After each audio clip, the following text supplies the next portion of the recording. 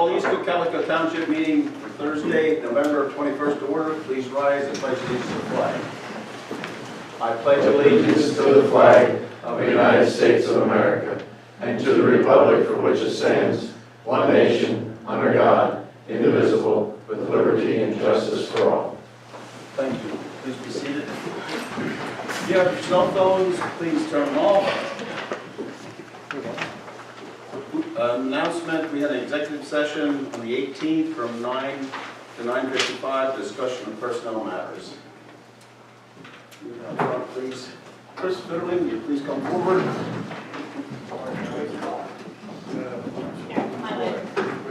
Go this way. There's only one person to go through.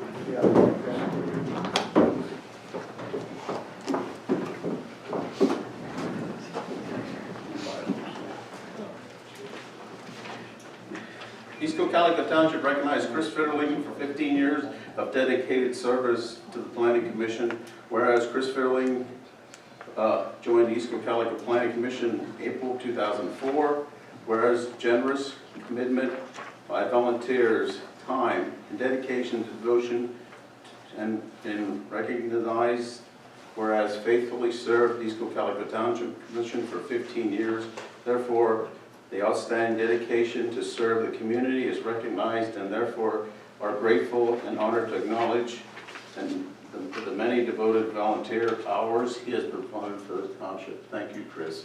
This is a small thing of recognition. Thank you very much. Thank you. My pleasure to serve. Well, no, thank you. How about a round of applause for Chris?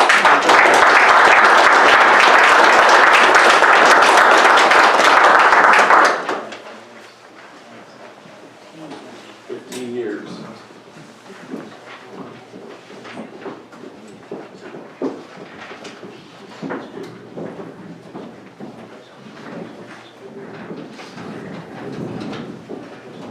Okay, I'm going to turn over the meeting over to Tom for the public hearing.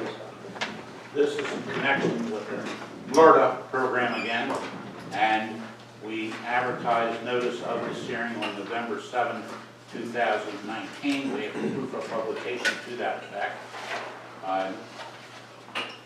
Before passing an ordinance or amendment to the ordinance, you're required to hold a public hearing, and this is the hearing. It's my understanding that the Township Planning Commission discussed this proposed amended ordinance and had no comments or objections to it. Correct. I've talked to Penny. We have sent notice to the county commissioners, County Housing Redevelopment Authority, County Planning Commission, Lynch County Tax Assessment Office, Cocalico School District, and the Economic Development of the Company of Lancaster County. Is there anyone here on behalf of any of those organizations? Yes, sir. Hi, I'm Brad Stewart from Lancaster County Planning Commission. We have no prepared statements. We were just here to hear what this amendment was all about. That's all. Okay, thank you. Any other comments from anyone in attendance regard to this hearing? Okay. You want to do a resolution now, or you want to take it in order of the agenda? No, we'll do it now. Okay. Can we adjourn your meeting to do the resolution? Conclude the hearing. Conclude the hearing. Okay, this hearing is concluded. I guess we'll start with ordinance number 2019-12. No, I think we'll do the resolution first. I'll do the resolution first? Yeah. Okay, sorry. Look, the resolution 2000-20, the motion to adopt resolution 2019-20 to recognize a public hearing held for the purpose of establishing the boundaries of the deteriorated areas within the township potentially eligible for temporary tax exemption from real estate taxes, and thus encourage new commercial and business development and improvement within the East Cocalico Township. And basically, the areas to be considered are those areas within the general commercial plan, commercial, light industrial, heavy industrial, which are business properties.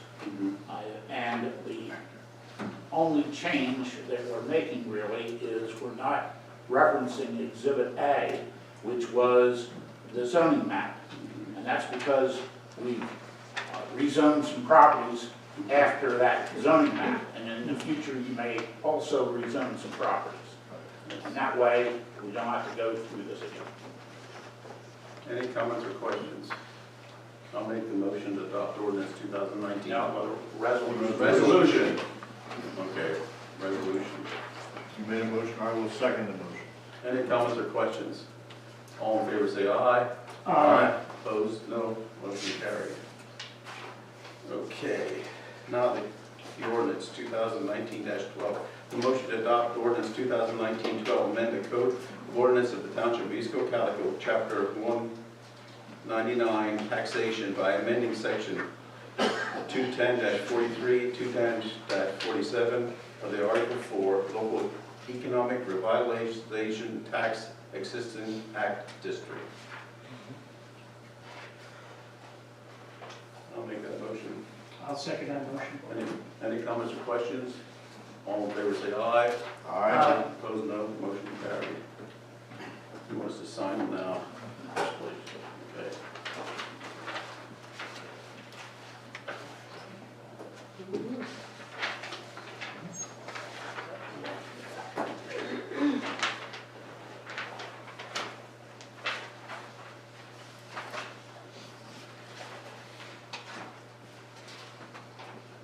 I'll send you a copy.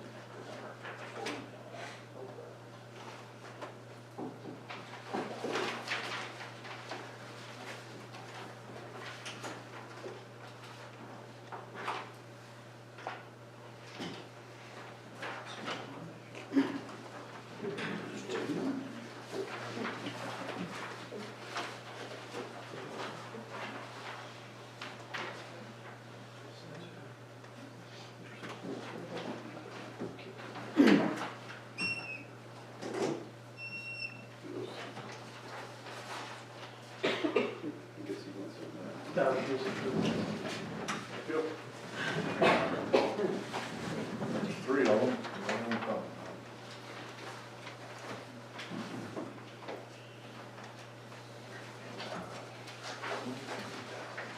Here's the fourth. Okay, could I get a copy of that resolution? Where that resolution got to. Yep. Let me get this. This is from Township Fund. Okay. Thank you.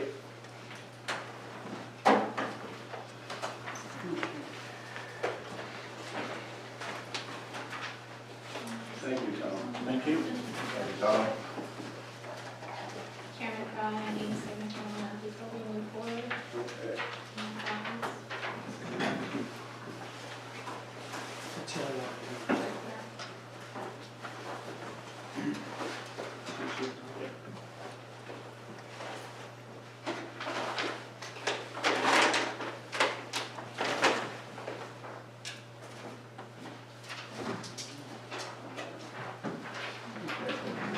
Thanks, Tom. Thank you. See you. Good evening. Good evening. Okay. Meeting minutes for November 7th.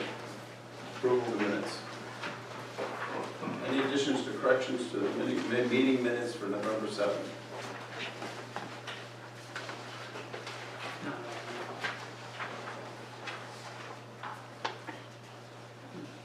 Motion, I make a motion, we adopt the minute, or pass the minutes as presented. I'll second the motion. All in favor, say aye. Aye. Opposed, no. Motion carried. Thank you.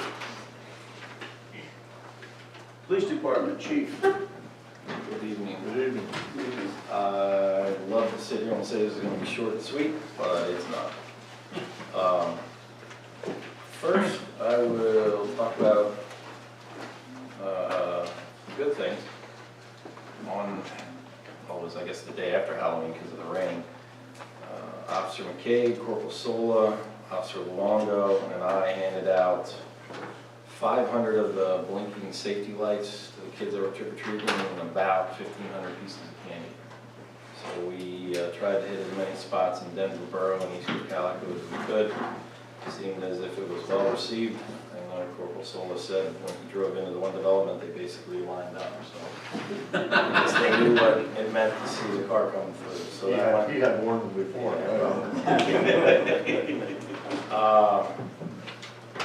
Next thing is we are kicking off the 5th annual Cold Troop Toy Drive, so you might see these posters around the community.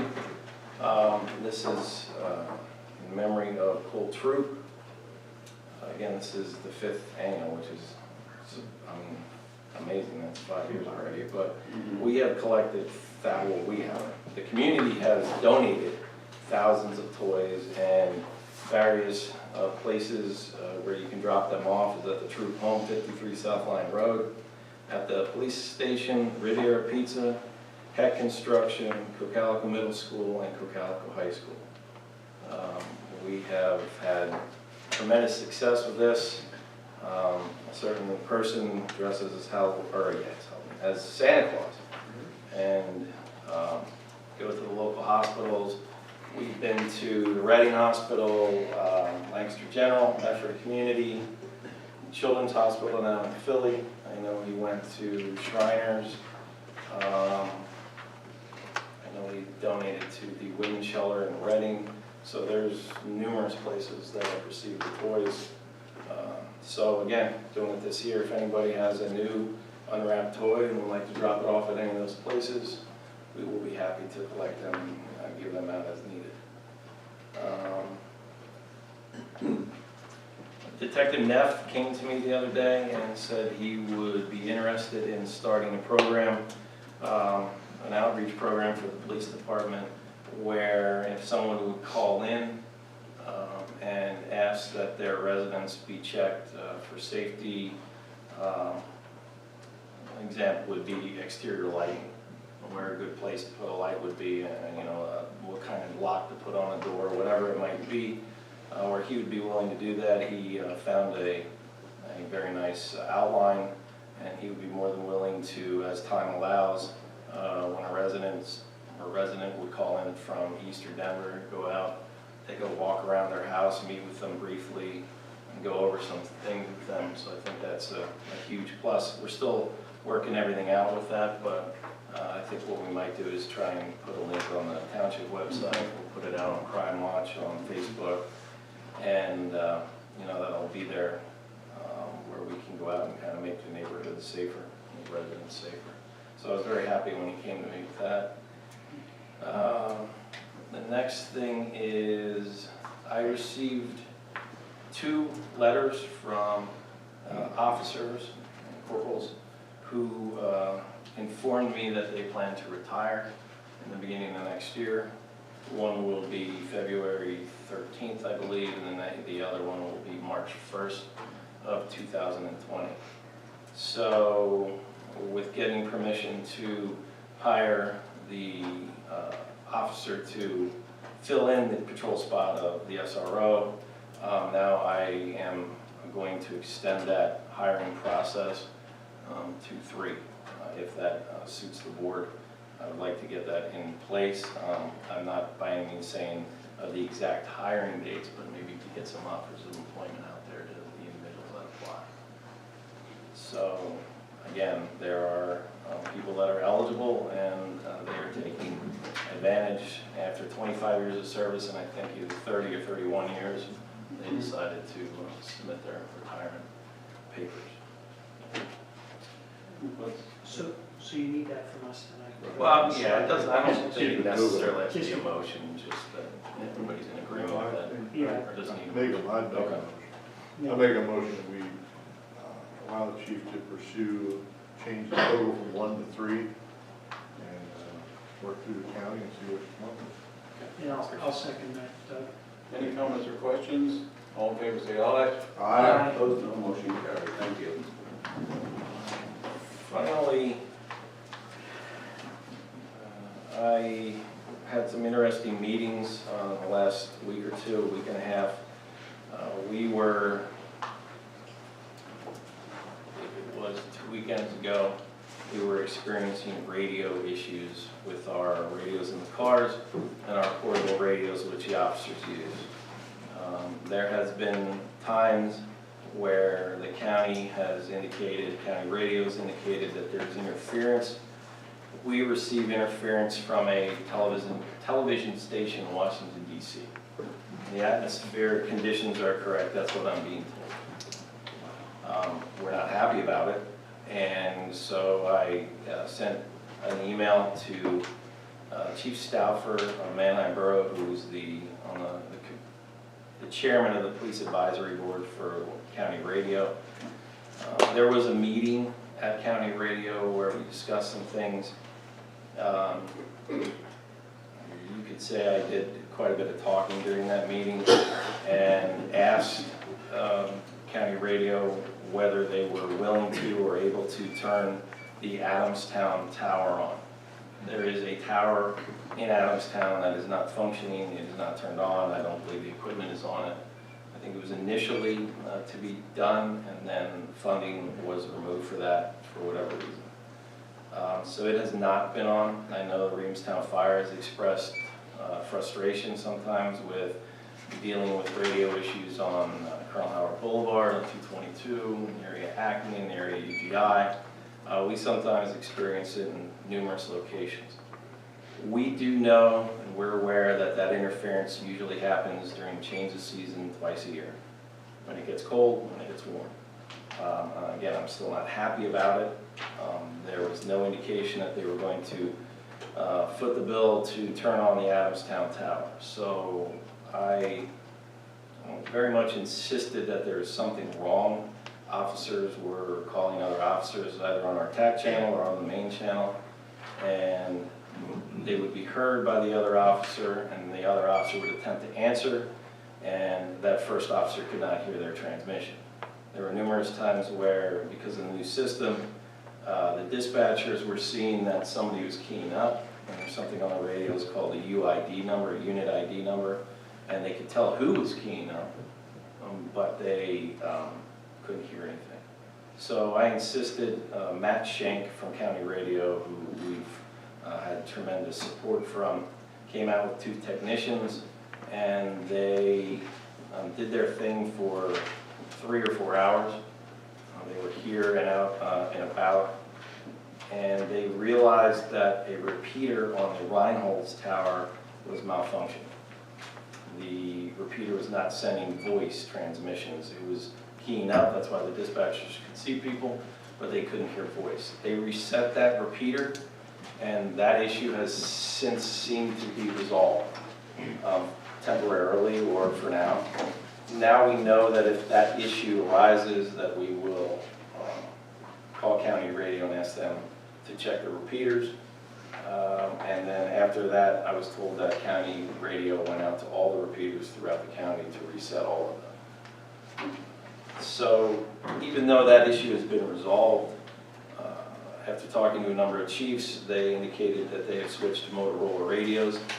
And especially talking to Chief Stauffer from Manheim Borough, he suggested that we borrow one of his radios, his new Motorola radios, and County Radio also had one. So they brought 2 Motorola radio, portable radios, not the ones in the car, but the ones the officers wear, to the station, and they have been the officers have been testing them and using them. For whatever reason, in my office in the station, I have a window in my office, but for whatever reason, the former radios would not work in my office. I turned on one of the Motorola's, took it in my office, it worked fine. I could actually never use my radio in my office to transmit from it. I could transmit perfectly fine with the Motorola radio. Numerous officers have indicated that they have had extreme success with the radios, testing them. So it is my request, I contacted K&C Communications, and they are a CoStar's vendor. I asked for a price for 7 Motorola radios with the accessories.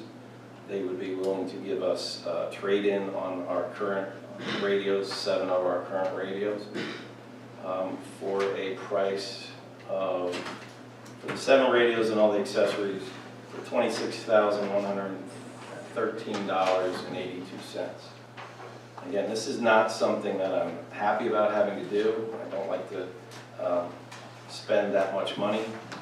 But radios are one of the most important things that officers have.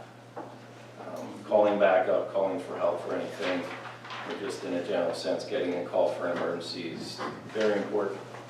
If we now know these radios work, and we have to be on the forefront of officer safety, so that's why I am requesting the purchase of these 7 Motorola radios immediately.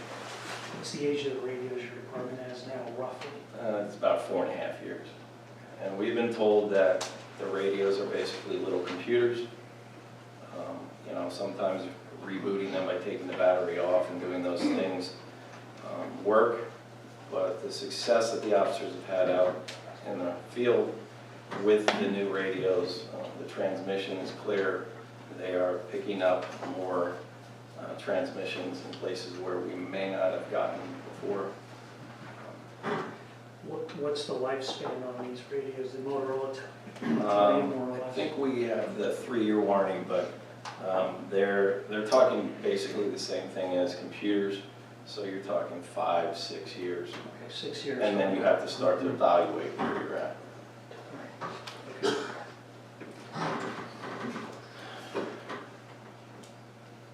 So about $3,700, 3730 each roughly, Yeah, with all the bells and whistles. yeah.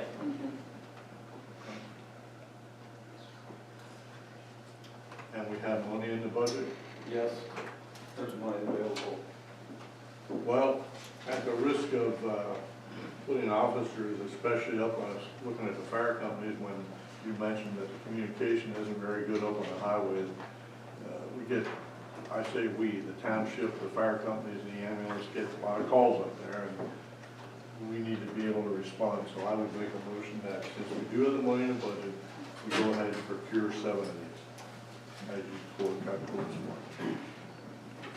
I'll second that, but I'd like to add something. Considering the safety situation of this, how quickly can they get these to your department, get them programmed, get them in-house? They would have to be taken to county radio. I haven't gotten the exact time frame on it. I don't think it's that long. Yeah. County, Well, I'm going to get them in and I'll take them down, they'll program the program, and I can have all 7 programmed probably the same day. Pick them up, and then what'll happen is there will be 4 available for patrol. We usually have 3 officers, sometimes more out, and then we will have the others available for myself, Detective Neff, Sergeant Projan, as needed for use. And what I would like to do with the buildings and the different areas he gets to is assign one of the radios to the SRO. No, I definitely second that, because it's, in my mind, it's totally unacceptable you guys are working on intermittent communications. That's unacceptable. Definitely. Okay, we have a motion and a second. Any comments or questions? Question, did they work out on Spur Road when you tested them? Yes. Officer Kreischer. Great, because no more last than- time we shut that down, that was our problem, we didn't have Was that, radio down was that there. a big problem area, Spur Road? Spur Road and 222 there, the They underpass figured- bridges are They came up with another reason when they were out there, and I'm not sure that it's the exact distance between the Reinholds Tower and the Ephrata Tower, but they're saying that it's very close to halfway, so the 2 towers are competing against each other. So of course I said, well, if you turn the Adamstown Tower on, they won't compete anymore, but There probably wasn't any. But all in all, they turn that work for the most part out there, so the Motorola is definitely Yeah, doing it. if I may, Yes. I was actually running them side by side. I had one in my pocket and one on my hip. And the one on my hip, my duty radio would drop. I still had a signal coming through the Motorola that was in my pocket, sitting in the car, even surrounded more by metal and Yep. further away from the window. And Spur Road was one of the places. Pepperidge Farm Drive was another place. Within the police building itself is another, for some reason, we used to. Service there's one. And it just seemed to hold a lot more places. Okay. All in favor, say aye. Aye. Opposed, no. Motion carried. Thank you, Chief. thank you. Thanks, Chief. I think that's all I have, actually. Okay. I'd just like to say one thing. Chief did make an announcement that we did get 2 letters of resignation. If you were listening, losing 56 years of experience. And two people. I mean, that's commendable for their benefit, and they deserve it. I mean, you know, that's the thing they bought in, that when they reach a certain age with so many years, they can retire, and God bless them, they're gonna do it. But, you know, we're gonna hire 3 new people, and it's gonna take a while to get them up to speed, but that's a lot of experience walking out the door. Again, we're not gonna hold them back, but I think you just all need to know that these guys, ladies and gentlemen, have been very dedicated to this township, They give a lot of their service to us. just as you people are also. Okay. The chief. The chief would like us to approve the terms and conditions of employment for the chief, Derek Kepley, commencing in January 2020 and through December 31st, 2025. I'll make a motion we adopt that police chief's agreement. And I will second that. I have a couple of comments I want to make about that. In reviewing that contract, the more significant thing to me is the character of the individual of our chief. When I was reviewing that contract, my concern, quite frankly, is I don't want to lose him to some other location. He has been instrumental in looking at the strategy and the vision for that police department. He was instrumental in helping us when we actually had those thousands of hours of reviewing the police pension and getting that turned around. He was one of the contributors there. The other thing is his vision for that police department, his management style. I absolutely do not want to have a contract with our police chief right now that goes year to year. I just think there's too much value in keeping him here long term. So, just some points I wanted to make public. I will say this, if I may, before we vote. The individuals that are in the police department, the civilian staff and the officers make my job relatively easy, if you will. I'm not dealing with some of the things that other chiefs of police are, and I'm very grateful for that. We have a great staff, so they deserve some of the credit.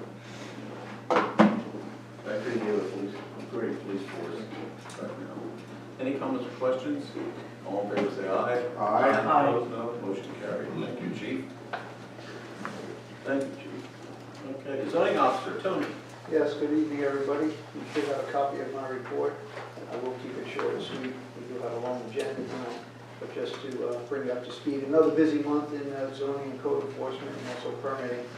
39 new applications, 36 permits issued, 7 in review, 17 for pickup, and there were 8 new single-family dwelling units in that month. We had 20 certificates of occupancy issued, 8 false alarm violations.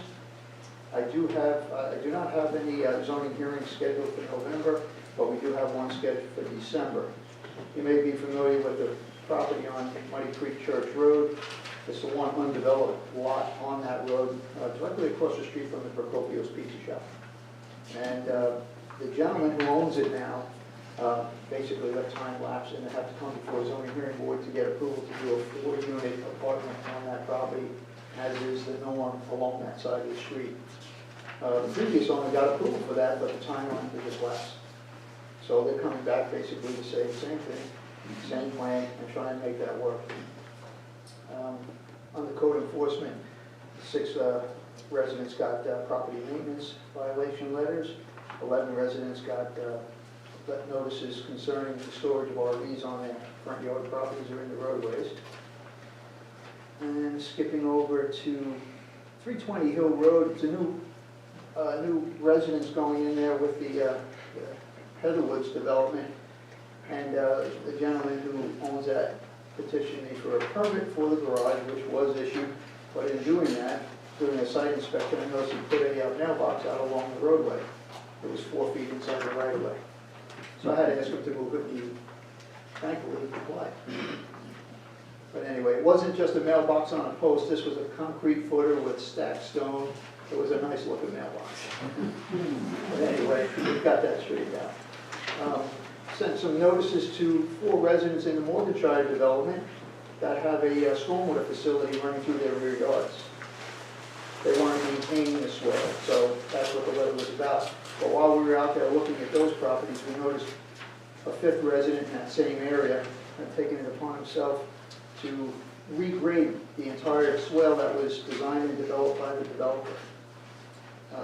Township engineer and myself will contact this gentleman with a letter making him understand it needs to be restored back to original design conditions. The township and a sport technician and engineer, myself, met recently over at the Reevestown Park Stream Restoration Project. That's going to kick in actually probably next year. The MS sport technician, Ken McCray, and myself met with representatives of Dallas Service Center, which is directly across from Garden Spot Frame and Alignment. Service Center has a swale on their property that carries some pretty good volume of water from up above 272. It runs down through the property and then goes through the Manettas Park. That swale is in bad need of restoration. And Mr. McMichael and representatives of Garden Spot Frame and Alignment are working together to reestablish that swale and get the capacities where they need to be. And one other final item, 326 Hill Road, we're all familiar with that property.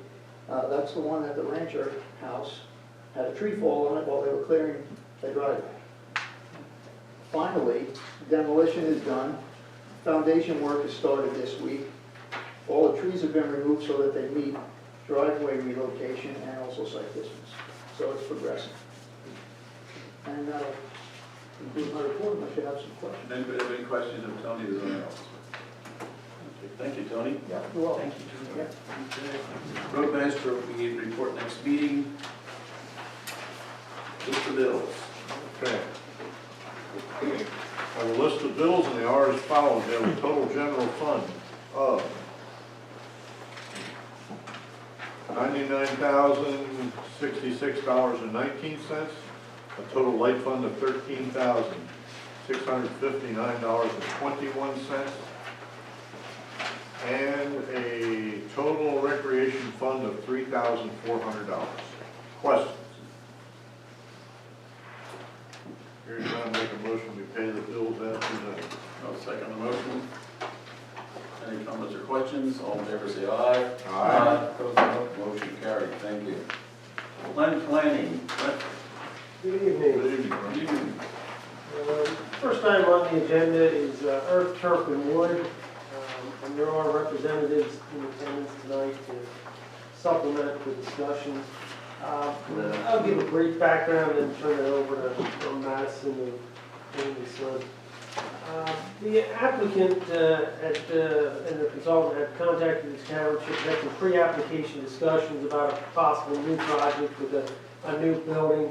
As part of those discussions, some of the, and this would be the property on, they're currently operating at 196 North Reevestown Road, and the proposed project would involve portions of that property in addition to portions of, or entire portions of 182 and 188 North Reevestown Road.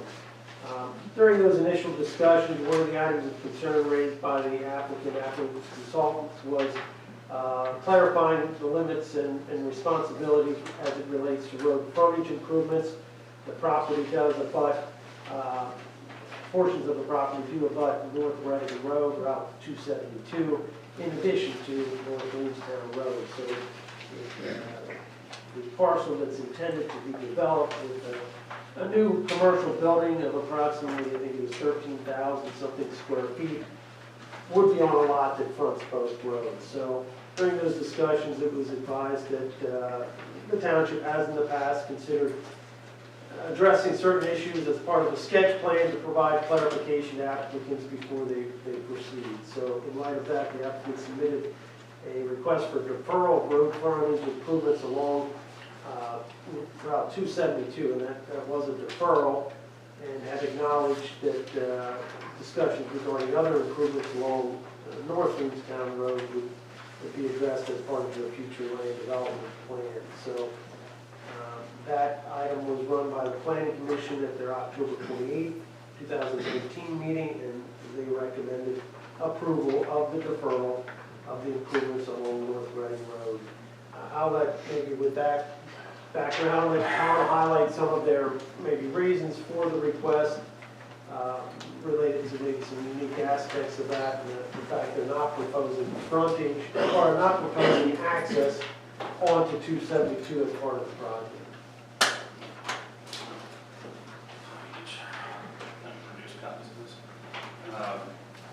Thanks, Brent. Just to kind of get reoriented a little bit here. Their current building is located here, right along North Reevestown Road. And then there's two dwelling lots that are next to that. He'd be purchasing the eastern of those, or the western of those two. And then he also owns this property here. Right now, there are two dwellings on that property. They're shown there in the orange color. And then there are also two barns. Those would be taken out. And what he would do is subdivide off a lot around those two dwellings and basically set them on their own lot and let them go in perpetuity.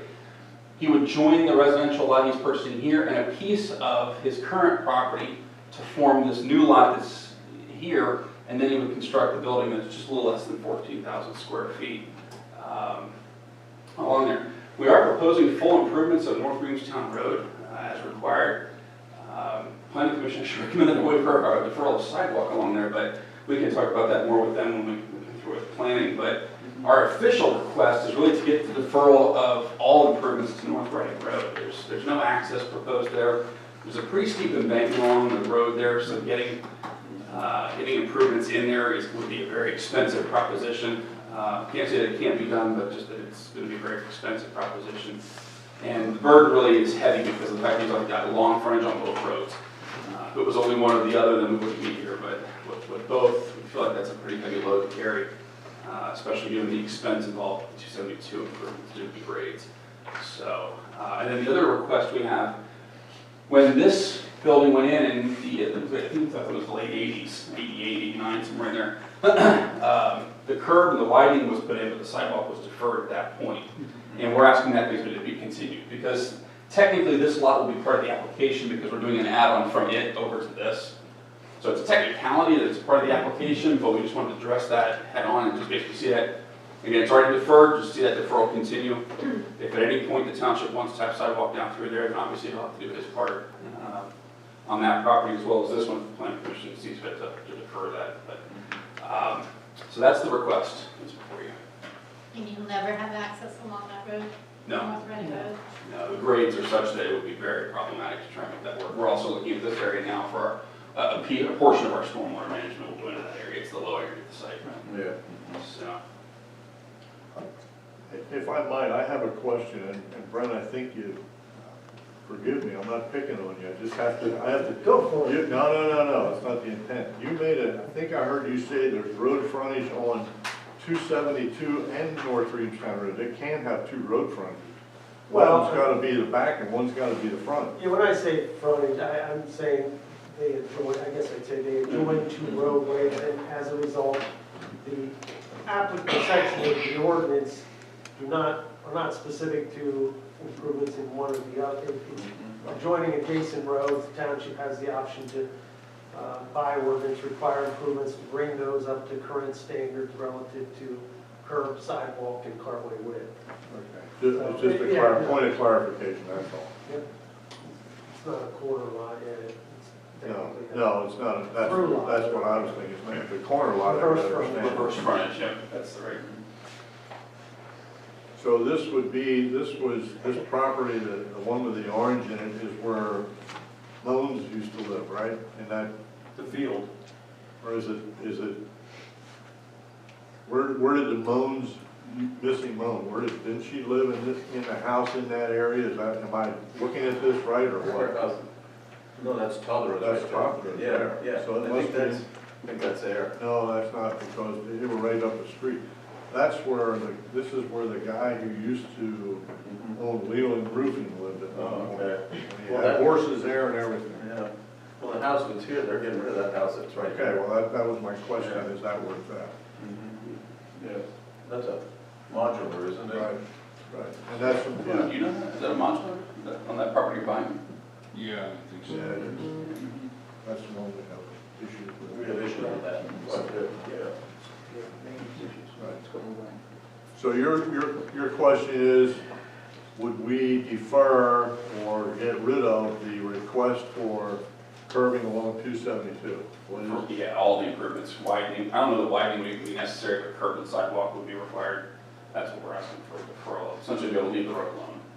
And again, it's a deferral as well, so if and when there's other corridor improvements along there, then obviously he'll have to pitch in and do his part, but that would be part of a larger project and it would make more sense at that point. Yeah. Right, and correct me if I'm wrong, but this is one of the things we had talked about when we initially sat down 10 months ago, and we started looking at some of these common sense things along 272 in terms of putting the deferrals in place. And do these sidewalks even make sense along some of those areas, right? Yeah, I don't, Scott was involved more so in some of those discussions than maybe I was, but I think, as I understand Scott's discussion, where, yeah, you know, the township has to come up with a vision for the future as exactly what they want relative to these major thoroughfares or corridors, I call it, on 272.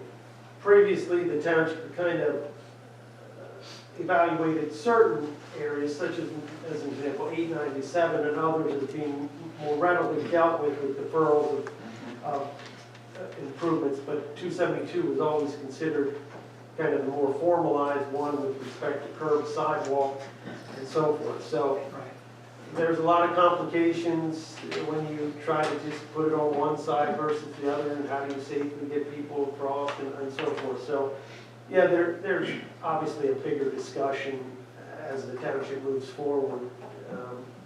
Development's going to continue, and certain areas are more challenging than others, whether it be due to grade or culvert improvements or guide rail or And it's also the feasibility of where to put these sidewalks, considering the cost benefit of putting these sidewalks there along 272. So yeah, that's some of the discussions we've had in the past. What you're showing here, you're here asking for deferrals. This is not, this is just the basis of what you're doing. My point is, since there's a house in the middle surrounded by businesses, what's the intent of the owner to isolate that house? Because as you might not be aware, but the owner is, there's been issues out there, and I just want to make sure that I don't okay something that's going to come back and bite us, that's all. I'm asking you. I'm not quite sure how to answer you. I know you don't. I apologize. I'm throwing it out on the table to think about, because there have been issues there. I mean, I get the phone calls, as Tony does also. I pass them on to him. And the other question I have is, since you're now going to own the property along the right, and it'll be separated by that house, what is to prevent you, or your applicant, from putting a road in the back there to connect the two? I believe that's actually the intent. Now, you're not showing it, you're not showing it. That's It wouldn't my be, point. it wouldn't, I don't know that you're talking about a paved road necessarily, No, I just wasn't, the but ability I to cross. wasn't indicating that. Yeah, just a ability to move back and forth between the two lots, because you still would own both. Again, you know, that becomes an issue with that homeowner. When they moved there, it wasn't like that. And I don't want to chase business away, that's not what it's all about. But as a sitting supervisor, I do get phone calls. And everybody in the room has to understand that. You know, it's not just what happens here, it's when we leave this meeting, I can guarantee you someone will call and say, hey, well, what about this, what about that? Stuff doesn't always come out right away. I think, I hear what you're saying, Doug, and I think the question really comes down to considerations for some kind of screening there. Right. You know, appropriate screening for that home that's there, because What we show there, if you can see the dark, those are evergreens. They're proposed to be planted there on the site specifically for that reason. Right. And we're actually also going to screen the homes that are even on this subject property that we're separating onto a separate lot. We're also going to propose to screen them, even though he currently owns them. But That's the plan. So yeah, we're somewhat mindful here of our neighbors, trying to balance the fact that it's a commercial zone, but also knowing that they were there first. So Right. yeah, trying to work with both. Yeah, specifically along that west side there. Now, the west side, we aren't proposing anything because again, that's a dwelling next to a dwelling. Right. So we are not proposing anything between the two dwellings, but we are proposing between the business and the dwelling. Got it.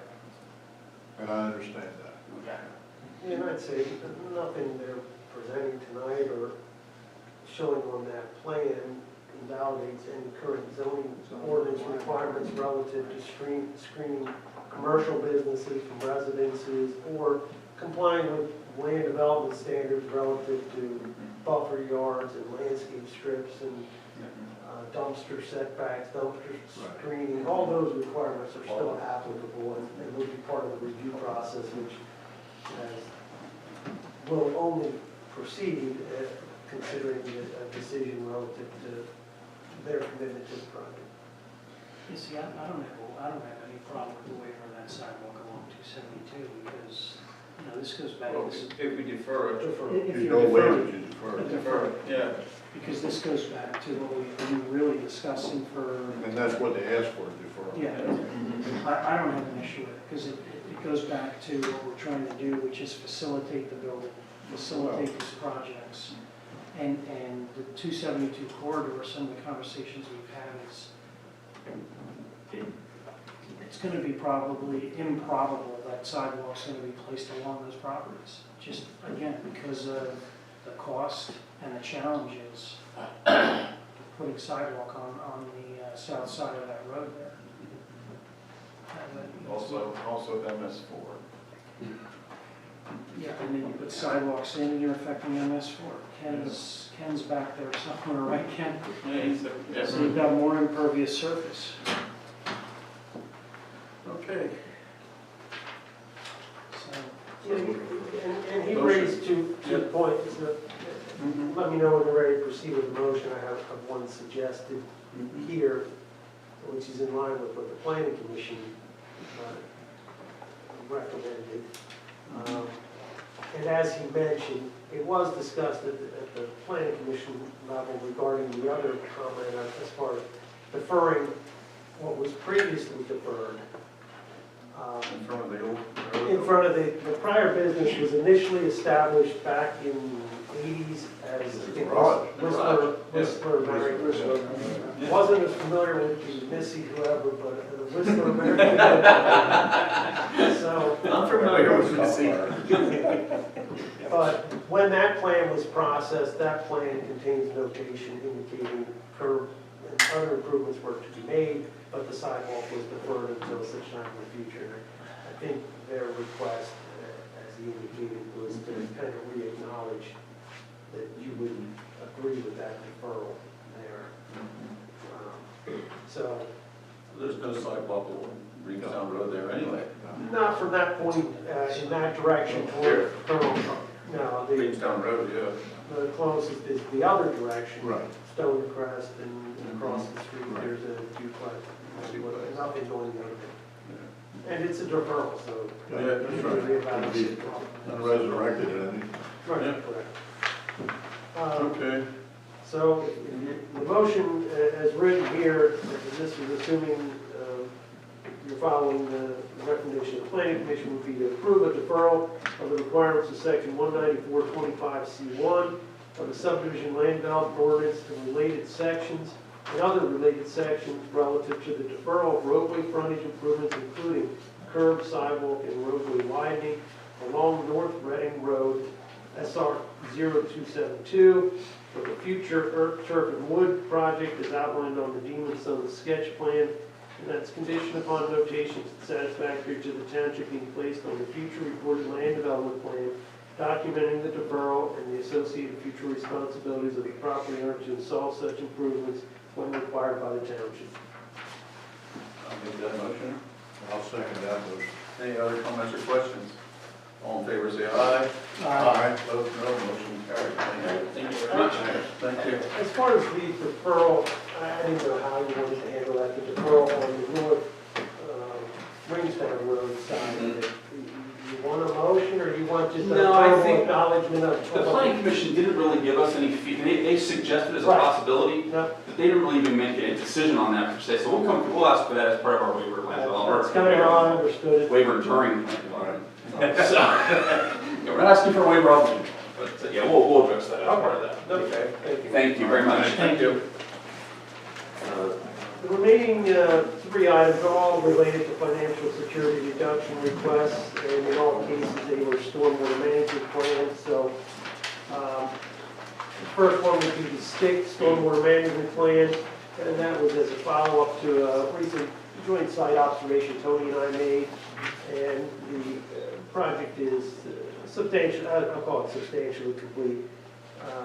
And the motion there would be to authorize a $3,000 reduction in the current financial security being held by the township for the STIC stormwater management plan, resulting in the remaining financial security being reduced to $609.65, and authorizing the release of the remaining security upon the applicant completing the outstanding items with satisfaction of the township zoning officer and township engineer.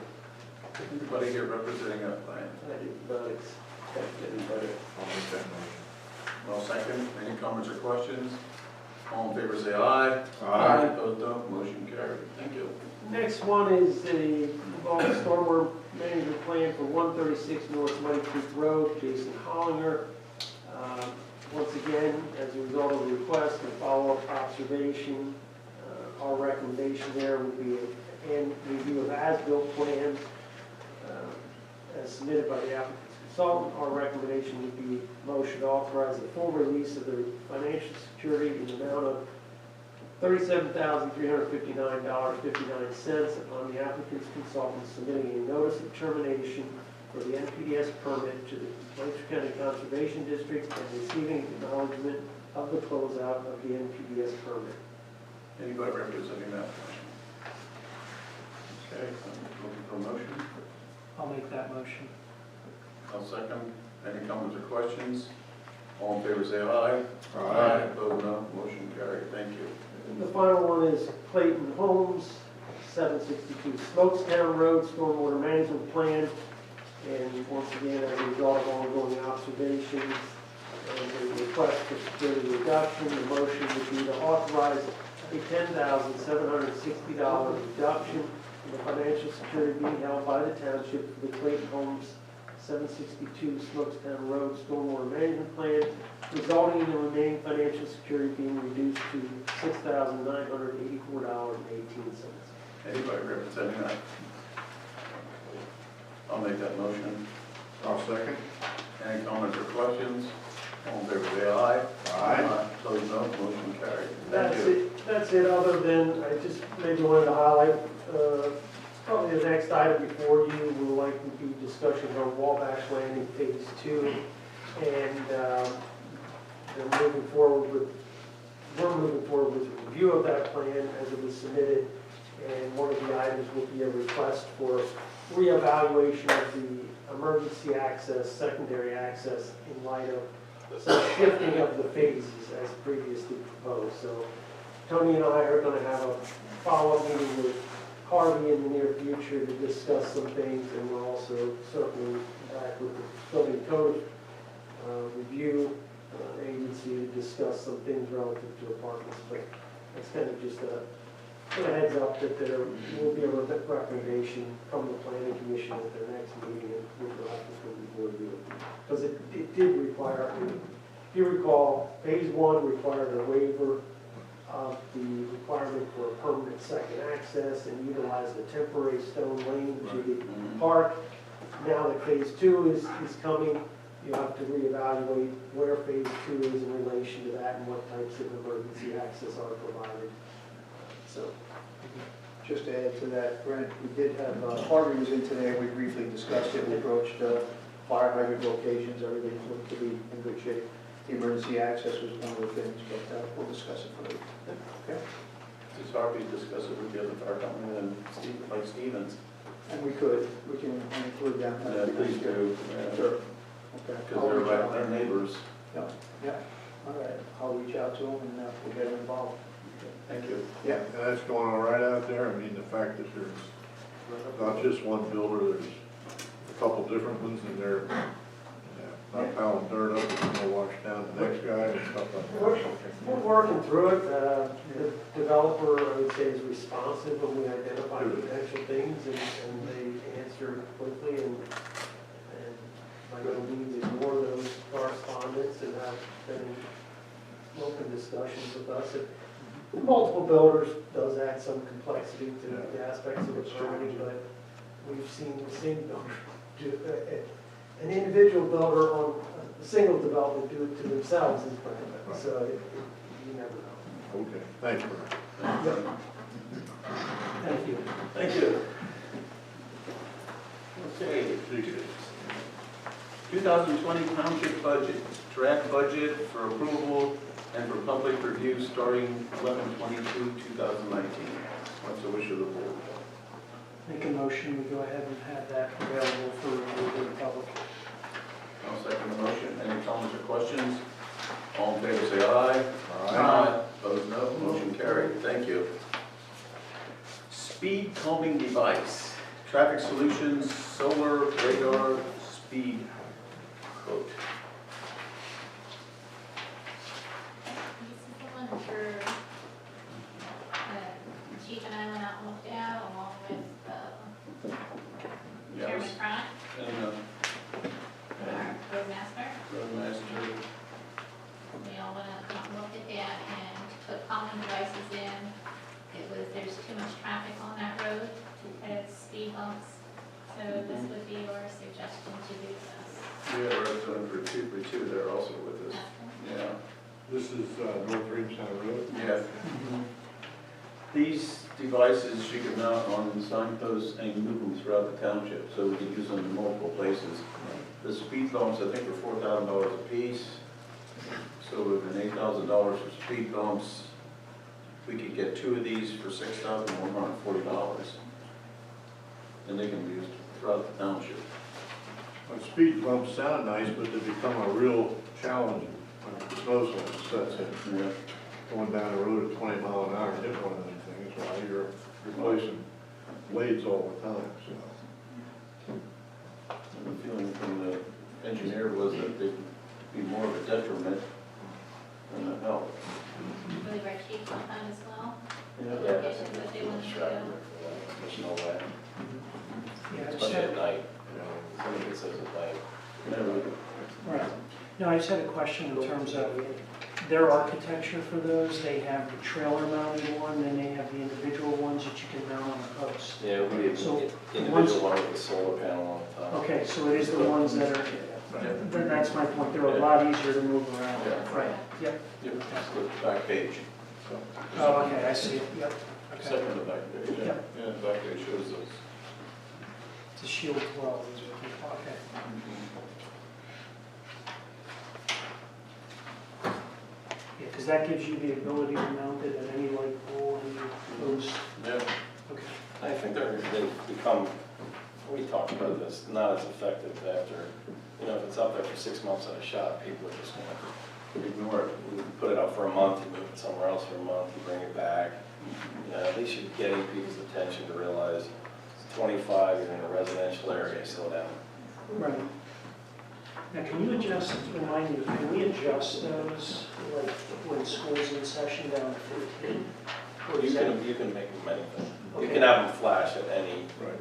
Okay, Yeah, so you can have it pop up at their speed, but then you can have it they start flashing, let's say you want to set it at 34, then it starts flashing and you put it at that. all right, so if you're moving it in front of the school as you're moving them around, we can set them at 15 when school's in session. Got it, okay. That's one benefit, is you can use them anywhere in the township. And this keeps track of those who go above that? This one is different, this doesn't keep all that information. Okay. So it's This is just a similar to the warning. one we have in the department, but not exactly the same. Where we pull that data off and look to see Right. time of day that it's bad or what it might be, so. Hold it, yeah. And can you pass these around so people can see what just what it looks like? Should have the monitor, if that's okay. Yeah. turn around for anyone that wants to look at those.